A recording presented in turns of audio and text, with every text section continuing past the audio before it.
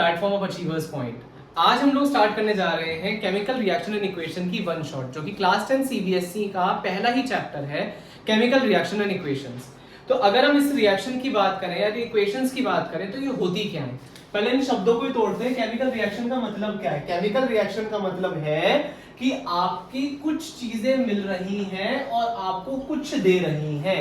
अब इन कुछ चीजों को हम क्या बोलते हैं? रिएक्टेंट, और जो आपको मिलेगा उसे हम क्या बोलेंगे?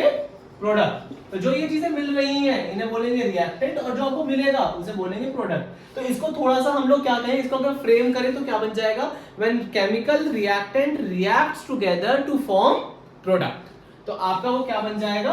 Chemical reaction. इसको कहेंगे केमिकल रिएक्शन। तो अगर हम इसके एग्जांपल की बात करें तो C plus O2 gives you CO2। तो C प्लस O2 क्या है? आपके रिएक्टेंट है, और आपको CO2 दे रहा है ये, और CO2 आपका क्या है?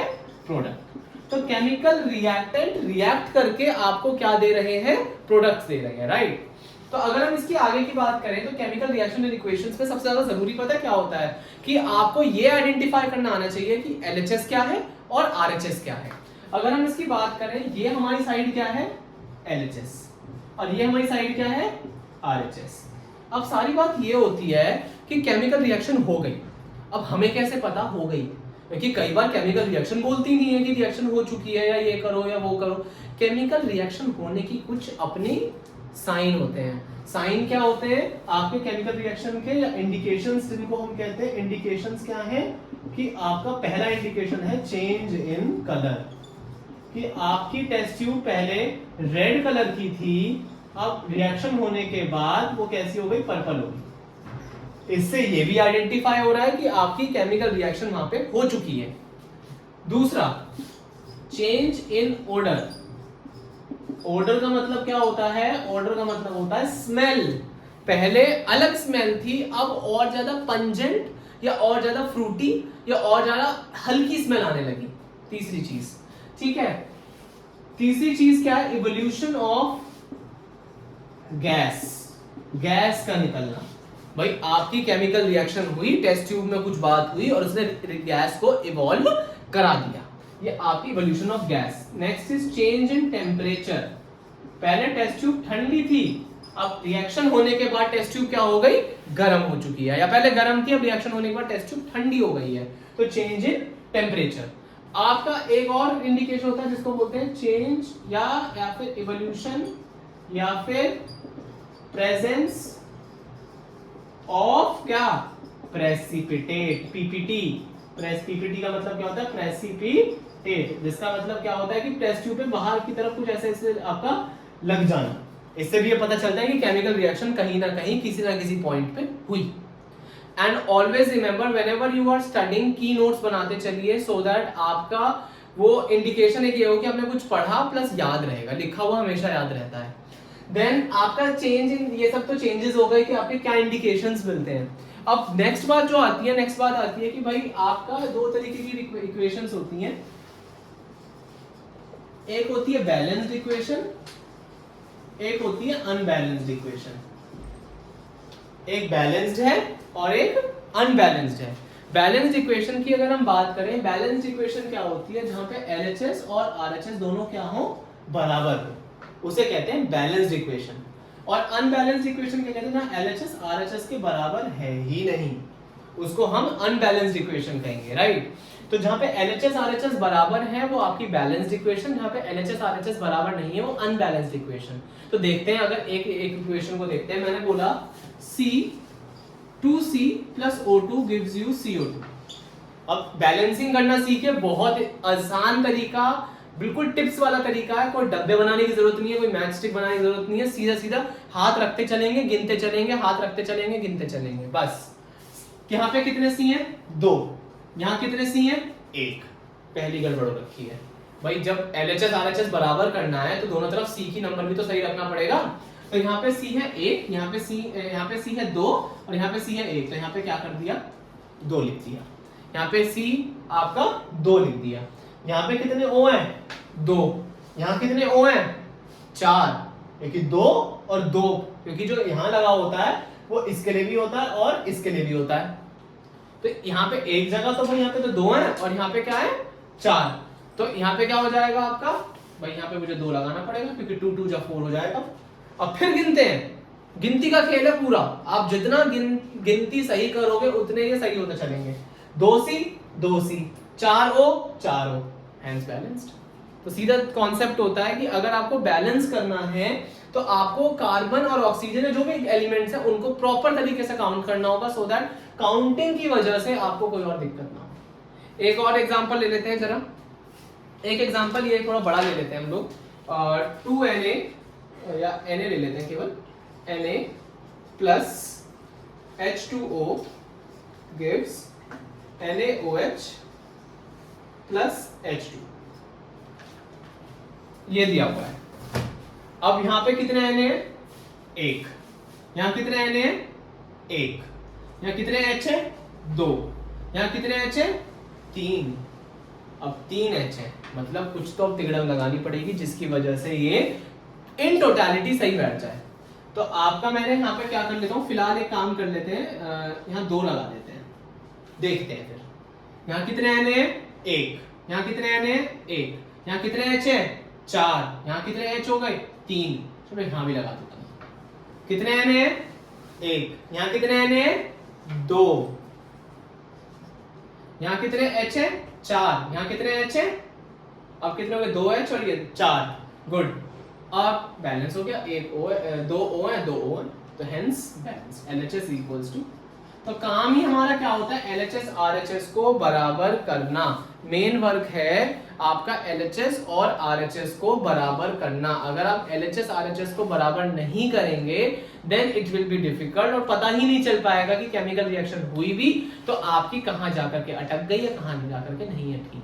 बहुत लोग इसको बॉक्स बनवा के करते हैं, मिटाते हैं, पर मैं एक सलाह यही दूंगा, पेंसिल से करो, लास्ट से फेयर आउट कर दो, क्योंकि आपको बार बार मिटाना भी पड़ेगा और लिखना भी पड़ेगा, ठीक है। इसे कहते हैं बैलेंसिंग। बैलेंसिंग के कई सारे क्वेश्चंस कीजिए सो दैट आपको एक अंदाजा मिलता रहे। बैलेंसिंग के क्वेश्चन जितने लगाओगे आप लोग उतना ज्यादा आपकी प्रैक्टिस होगी and you will get a good idea of how to attempt them in your boards.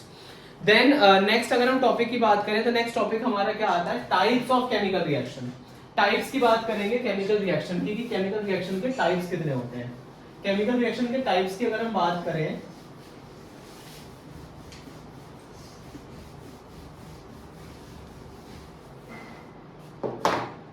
Types of chemical reaction, अगर हम टाइप्स की बात करें, देखो कई टाइप की होती हैं, हम सारे टाइप्स को ट्रिक से सीखेंगे। पहला टाइप, हम लोग पहला टाइप की बात करते हैं, पहला टाइप है कॉम्बिनेशन रिएक्शन। पहला टाइप क्या है, कॉम्बिनेशन रिएक्शन, की आपका कॉम्बिनेशन रिएक्शन होता क्या है। अगर हम कॉम्बिनेशन रिएक्शन की बात करें, कॉम्बिनेशन किस शब्द से बना है, कंबाइन शब्द से बना है। किस शब्द से बना है, कंबाइन। कंबाइन मतलब दो चीजों का जुड़ना एक में। कैसे, अगर इसकी हम स्केलेटल की बात करें तो A plus B gives you AB। Combination का मतलब तो ये होता है कि जब A और B जुड़े आपका क्या दे रहे हैं, AB दे रहे हैं। This is known as combination, right. अगर मैं C प्लस O2 की बात करूं तो आपको क्या मिलेगा, CO2। क्या कहते हैं, आपका एक और ले लेते हैं Mg प्लस Cl की बात करूं तो क्या बनेगा, MgCl। तो ये रिएक्शन है। मैं फिर कहूंगा केमिस्ट्री में never ever try to write answers in definition only, always give a good reaction with every definition, क्योंकि केमिस्ट्री में कभी भी हम लोग केवल डेफिनेशंस के भरोसे नहीं बैठते। मार्क्स कट होते ही होते हैं। मार्किंग स्कीम में साफ साफ लिखा होता है that if the child has given a valid equation, इधर स्मॉल में ये नहीं कह रहा कि बहुत रॉकेट साइंस वाली लिखो, कोई बहुत बड़ी वाली नहीं है ये, बहुत नॉर्मल तरीके की है, but you need to write the equation with every definition. Then आपका combination के बाद अगर हम बात करें दूसरी तरीके की रिएक्शन होती है decomposition reaction. Decomposition reaction क्या होती है कि एक चीज का अब दो में टूटना, मतलब कॉम्बिनेशन का उल्टा। कॉम्बिनेशन क्या हो रही थी, A plus B gives you AB. Here what will happen is AB will break down into A plus B, उल्टा। पर कोई भी चीज जुड़ तो गई, टूटेगी आसानी से तो है नहीं, इसको एजेंट लगते हैं। एजेंट कौन कौन से होते हैं? 3 तरीके के होते हैं, ध्यान से सुनना इसको। पहला आपका होता है थर्मल डिकम्पोजिशन। थर्मल डिकम्पोजिशन का मतलब क्या होता है? थर्म मींस हीट, मतलब चीज का टूटना इन द प्रेजेंस ऑफ हीट। दूसरा इलेक्ट्रोलिटिक डिकम्पोजिशन, चीज का टूटना इन द प्रेजेंस ऑफ इलेक्ट्रिसिटी, आपका इलेक्ट्रिसिटी की प्रेजेंस में चीज का टूटना। और तीसरा है फोटोकेमिकल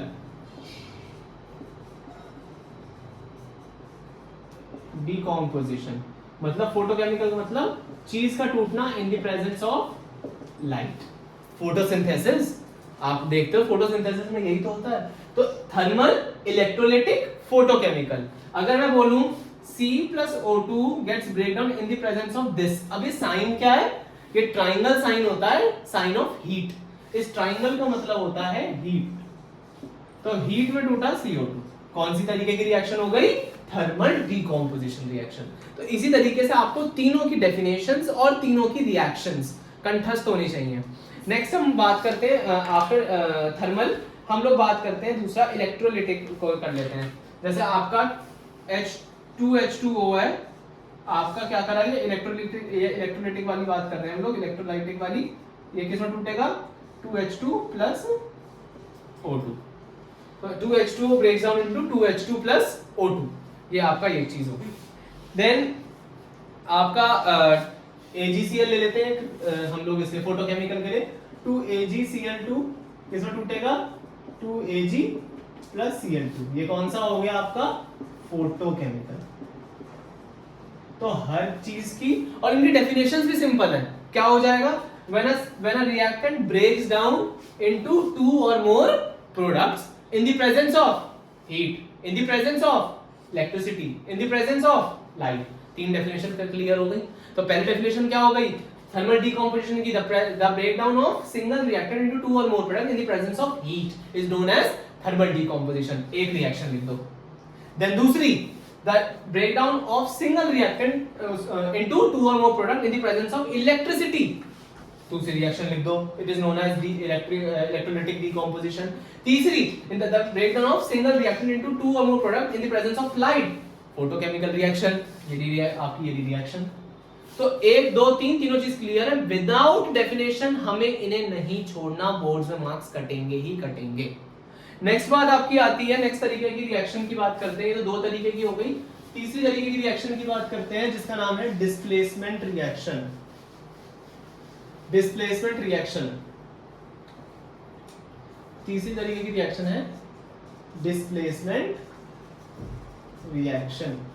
अब डिस्प्लेसमेंट रिएक्शन में क्या होता है? डिस्प्लेसमेंट का हम एग्जांपल लेंगे कुछ इस तरीके से कि 2 इंसान है, दोनों इंसान अपनी अपनी खेती कर रहे हैं। अपनी खेती में उसके पास भी अपने खाद है, पर दूसरे के पास खाद नहीं है। तो एक ने इतना दानवीरता दिखाई, अपनी खाद या अपनी पेस्टिसाइड दूसरे वाले को देती, और वो क्या रहेगा बेचारा खाली। तो आपका ये वाली रिएक्शन, मतलब जब ए बी साथ में सी अलग है, इतनी दानवीरता दिखाई कि ए ने क्या करा कि अपने ए सी के साथ मिल गया और बेचारा बी क्या रह गया? अकेला। इस रिएक्शन को क्या कहते हैं? डिस्प्लेसमेंट रिएक्शन, जिसमें एक अपनी जगह छोड़ करके दूसरे के चला जाए और बेचारा जिसकी जगह छोड़ी वो अकेला रह जाए।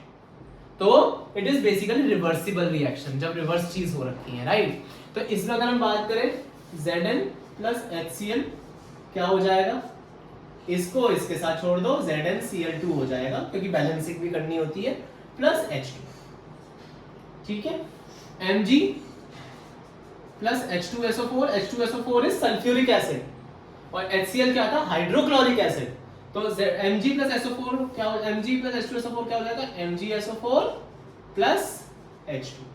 तो इस तरीके से एक ने दूसरे के साथ बना ली और एक को जो बेचारा था वो अकेला छूट गया। ज्यादातर हाइड्रोजन गैस अकेली निकलती है, हमेशा याद रखिएगा। नेक्स्ट हमारी रिएक्शन है 4 तरीके की, जिसको हम कहते हैं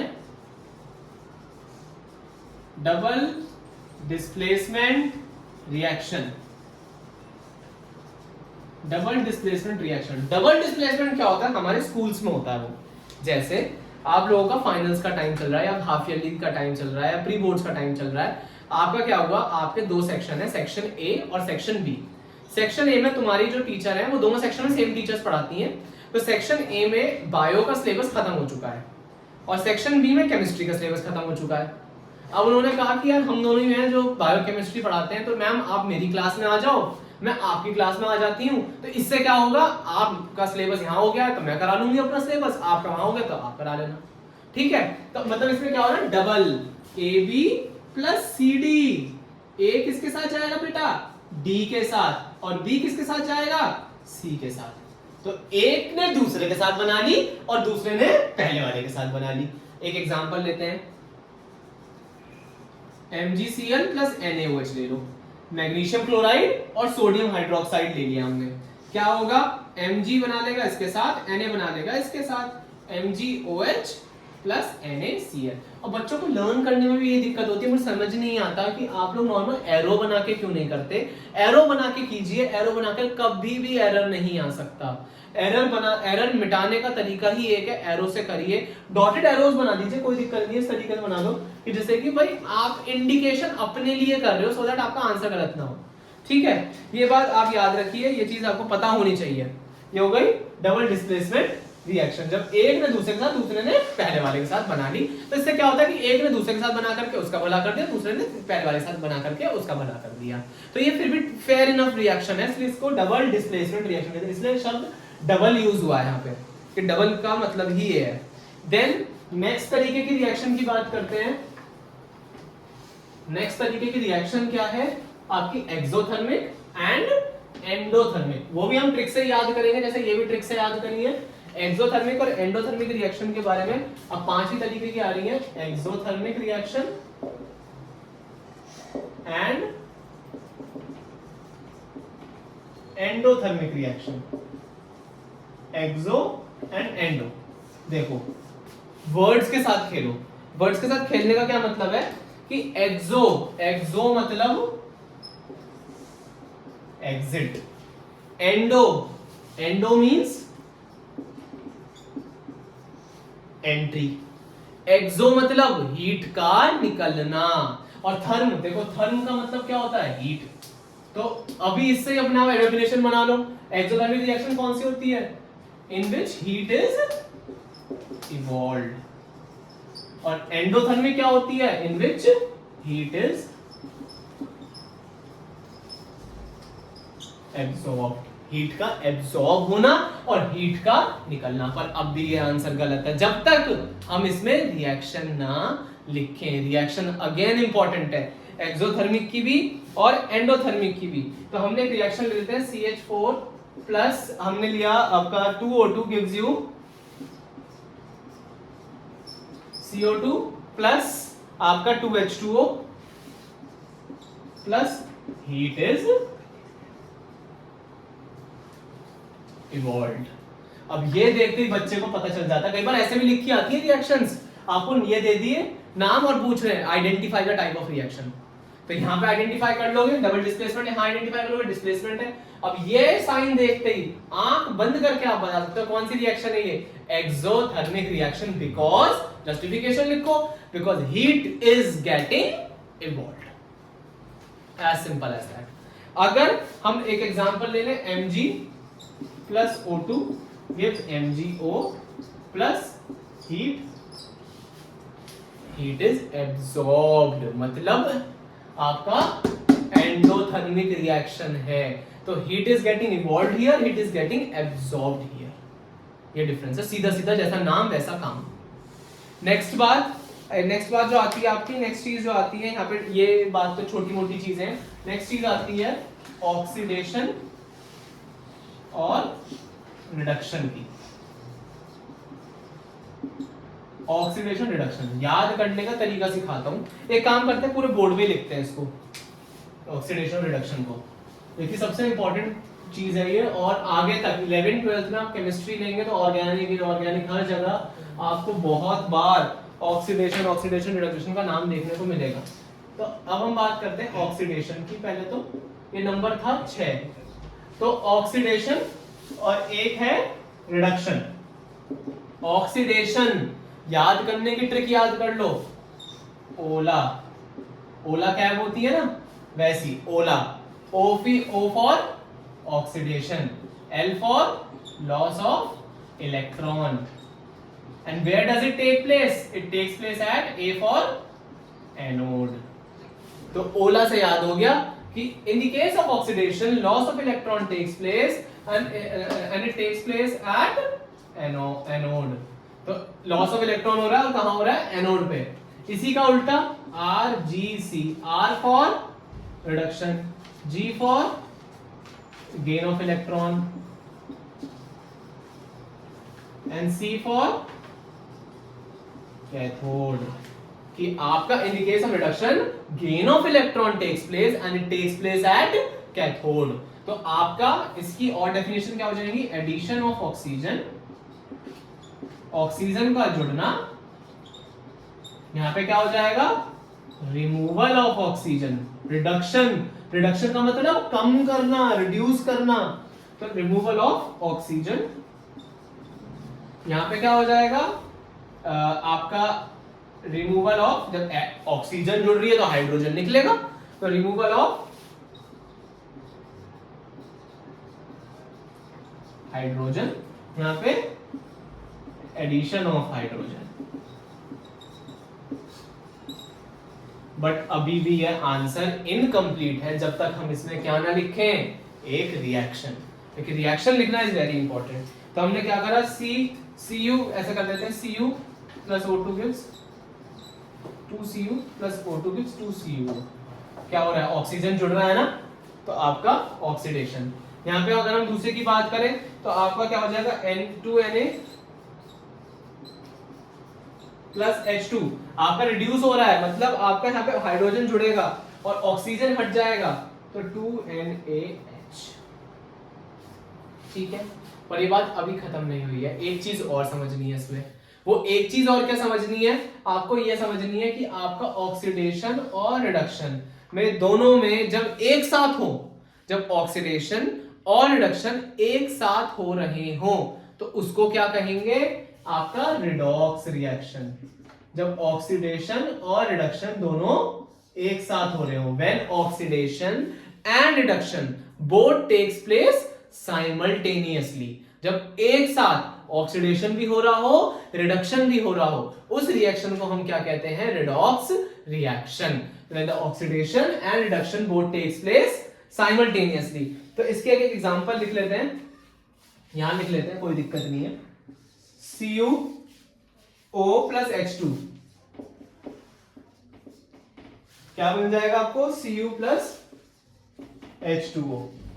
ये क्या हो रहा है? ये यहां पे रिड्यूस हो रहा है, यहां पे रिडक्शन हो रहा है, और H यहां पे जाके जुड़ रहा है, तो ऑक्सीडेशन हो रहा है।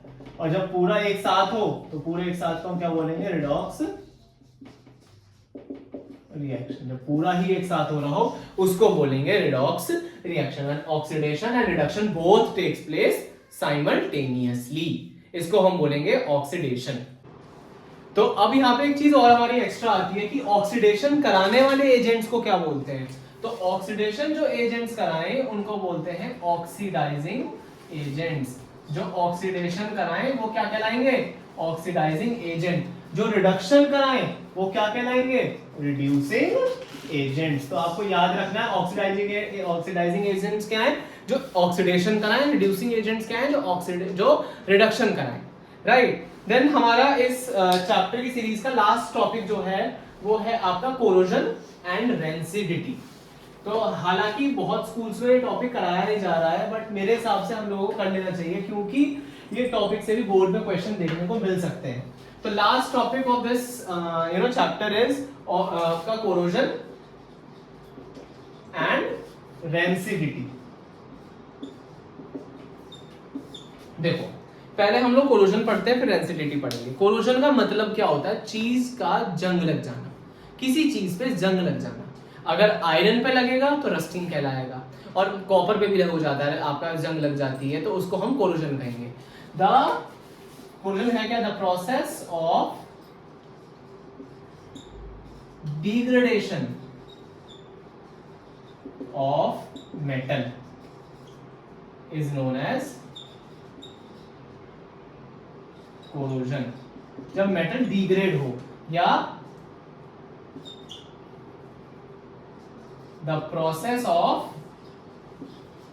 formation of reddish brown coating on metal is called corrosion. ठीक है, जब रेडिश ब्राउन कोटिंग होगी उसको हम क्या कहेंगे, कोरोजन. और अगर ये आयरन का केस है, इन केस ऑफ आयरन ये कहलाया जाएगा रस्टिंग ऑफ आयरन. रस्टिंग कहलाया जाएगा ये, रस्टिंग ऑफ आयरन. तो आयरन के केस में ये रस्टिंग कहलाया जाएगा. राइट, तो ये बात हमें याद रखनी है. नेक्स्ट चीज इज रेंसिडिटी. रेंसिडिटी का मतलब होता है चीज का सील जाना. जब आपकी कोई भी चीज, अगर मेहमान आए हुए हैं, नमकीन है, बिस्किट है, अगर खुले छोड़ दें तो कुछ समय बाद उनकी स्मेल चेंज हो जाती है, उनका टेस्ट चेंज हो जाता है और वो सील जाते हैं. उसको हम कहते हैं रेंसिडिटी. रेंसिडिटी क्या होती है? The process by which food items loses its oil and fat. Also, the taste of the beverage also changes. जब उसका टेस्ट भी चेंज हो जाए, स्मेल भी चेंज हो जाए और उसके अलग सी एक स्मेल आने लगे, उसको कहते हैं रेंसिडिटी. अब कुछ तरीके होने चाहिए भाई, कोरोजन को भी कम करने के तरीके होने चाहिए, रेंसिडिटी को भी कम करने के तरीके होने चाहिए, क्योंकि क्वेश्चन आ सकता है by what ways can you know reduce the effect of corrosion, by what ways can you reduce the effect of rancidity. तो अगर हम कोरोजन के इफेक्ट को कम करना चाहते हैं तो कोरोजन के इफेक्ट को कम करने का तरीका पहला क्या है? पेंट कर दो. तो आपका तरीका लिखते हैं हम, पेंट कर दो. दूसरा, आप अलॉइंग करा दो. अलॉय क्या होता है? It is a mixture of metal और नॉन मेटल. पे कोटिंग हो जाएगी तो आपका जंग नहीं लगेगा. या फिर जिंक कोटिंग होती है, जिंक कोटिंग करा दो. जिंक कोटिंग से क्या होगा? रस्टिंग तो होगी पर अंदर होगी, बाहर से आपकी वो चीज एस्थेटिक सुंदर लगेगी. या एक प्रोसेस और होता है जो बड़ी क्लास में पढ़ेंगे, गैल्वेनाइजेशन. ये गैल्वेनाइजेशन जस्ट नाम अभी लिख रहा हूं मैं, इसको हम डिस्कस करेंगे आगे की वीडियोस में कि गैल्वेनाइजेशन होता है, क्योंकि it is a big process. एक पूरा अपने आप में एक प्रोसेस है. तो इन चीजों से हम रस्टिंग को क्या कर सकते हैं? प्रिवेंट कर सकते हैं. रेंसिडिटी को प्रिवेंट करने के लिए आप घर पे देखते हो प्रिवेंशन इसका क्या है. वो प्रिवेंशन, पहला प्रिवेंशन है आपका भैया use of air tight containers. आपका एयर टाइट कंटेनर्स यूज करो. दूसरा क्या है? Use of air tight packets. Packets आते हैं जिपलॉक वाले, जिनको कहते हैं, जिनको हम जिपलॉक वाले पैकेट्स कहते हैं. तीसरा क्या है? आपका फ्लश करना उनको विद नाइट्रोजन. इससे क्या होगा? वो लंबे टाइम तक, जैसे लेज होता है या अंकल चिप्स होते हैं, वो सब आपके लंबे टाइम तक चलते हैं बिकॉज़ उनके अंदर नाइट्रोजन भरी हुई होती है. तो by these ways you can prevent rancidity in your food beverage. तो आगे ये चैप्टर यहाँ पे खत्म होता है. In the next videos we are going to talk about the other chapters. And for the time being, if you have any kind of query, you can comment in the comment section, or you can mail me on the Achievers Point mail ID, or you can share your experience on Instagram also, Instagram of the Achievers Point. And for the more videos, like, comment and share.